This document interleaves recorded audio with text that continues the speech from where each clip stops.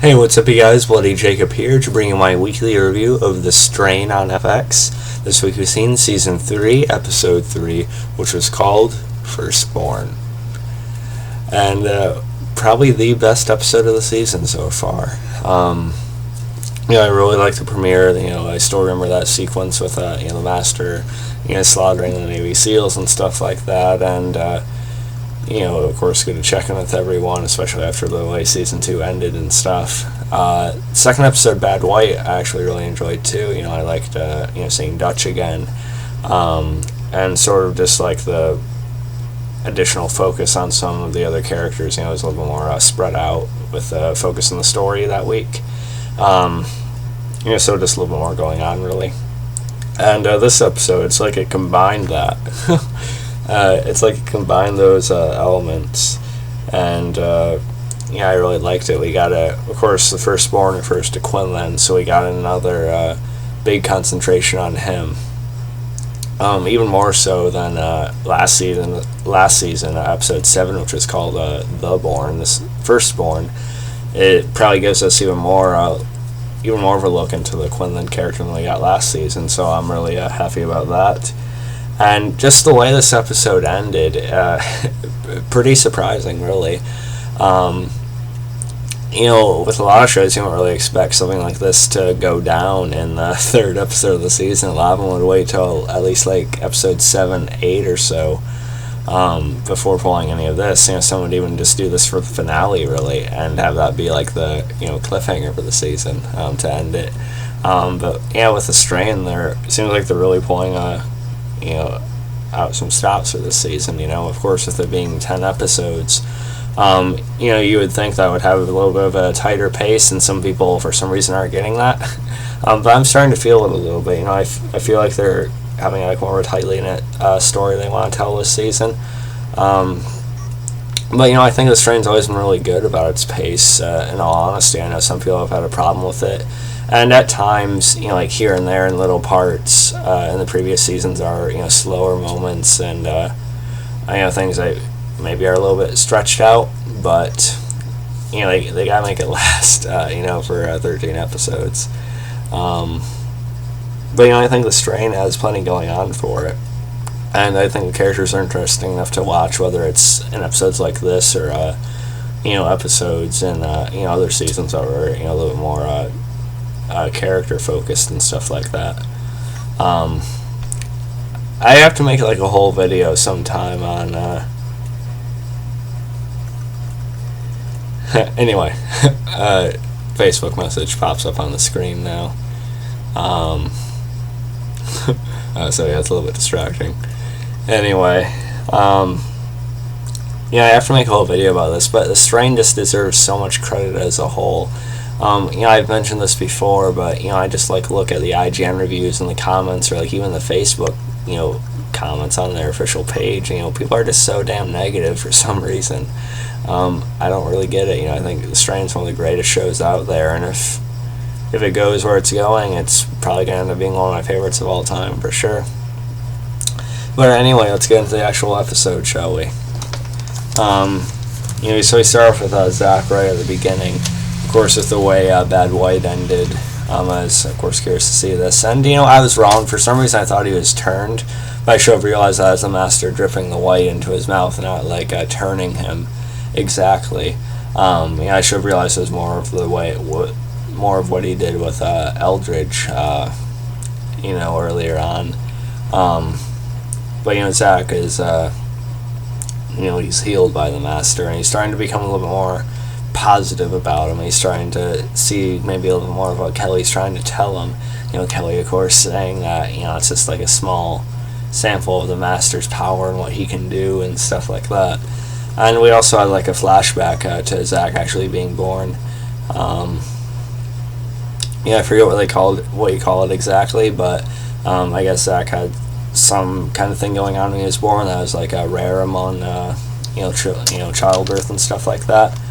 So that was interesting. Of course, might mean a little bit more for him a little bit later on, I think.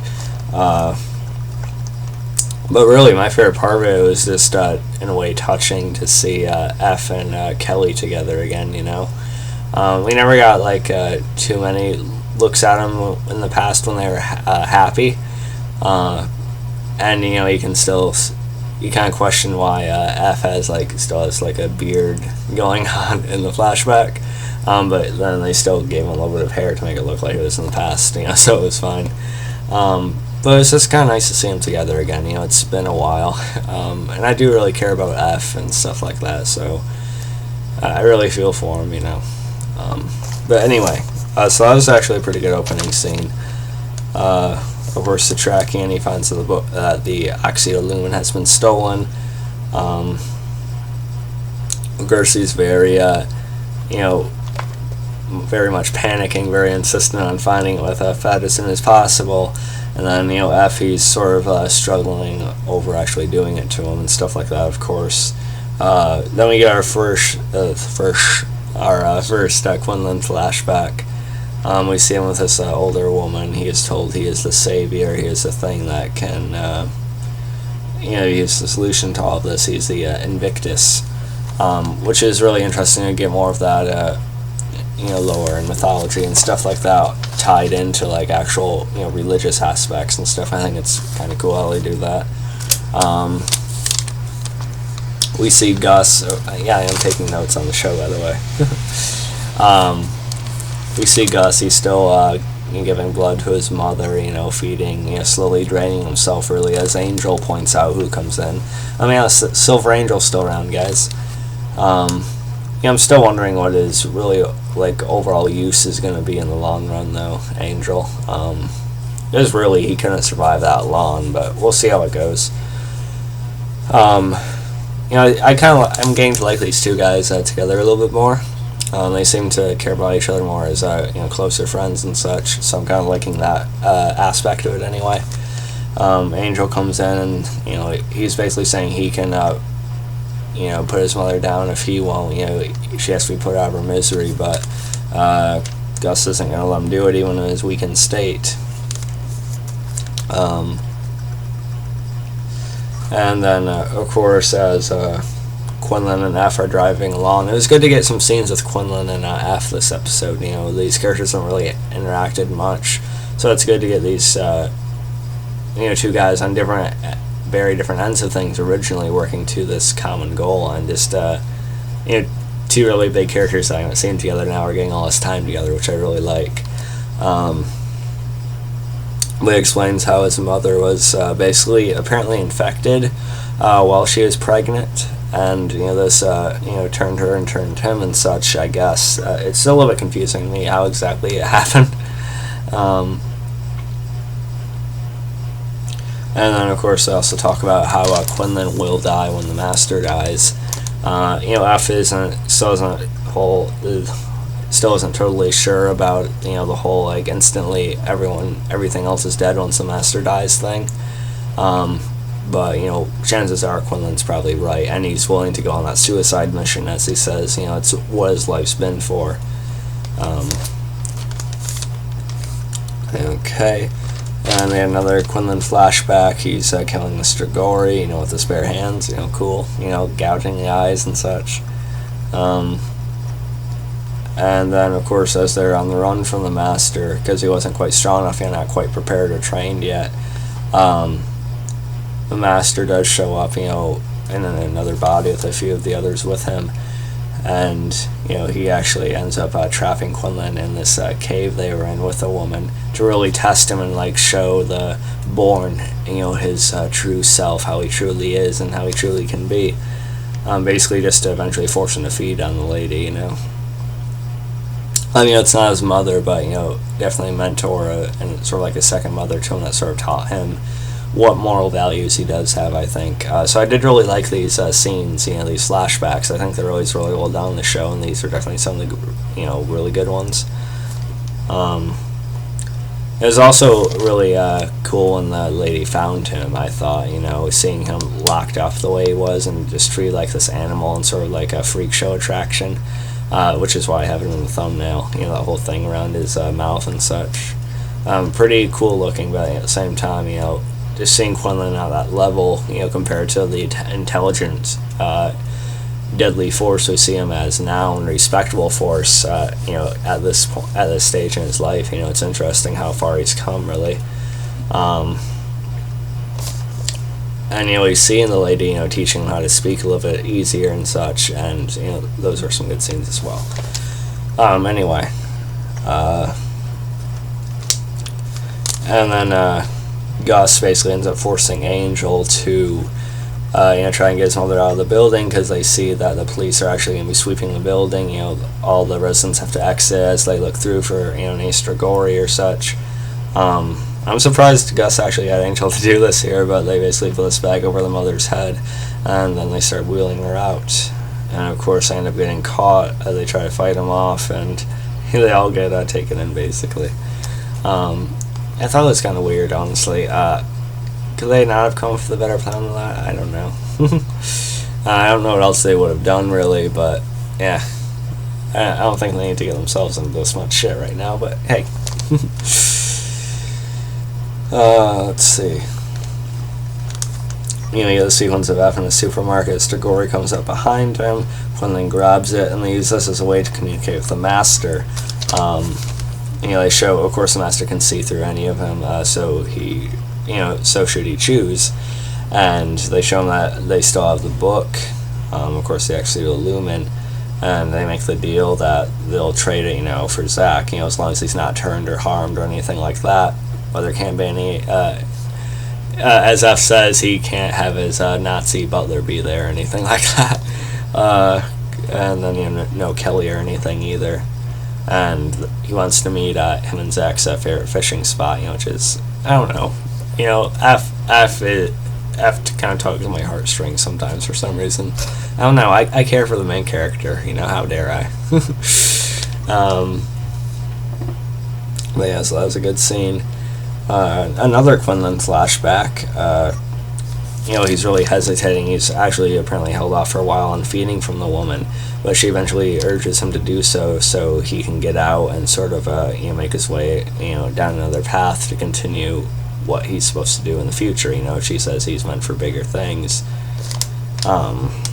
Basically, and so he does end up feeding from her, and the Master does show up, and they sort of have this confrontation with each other.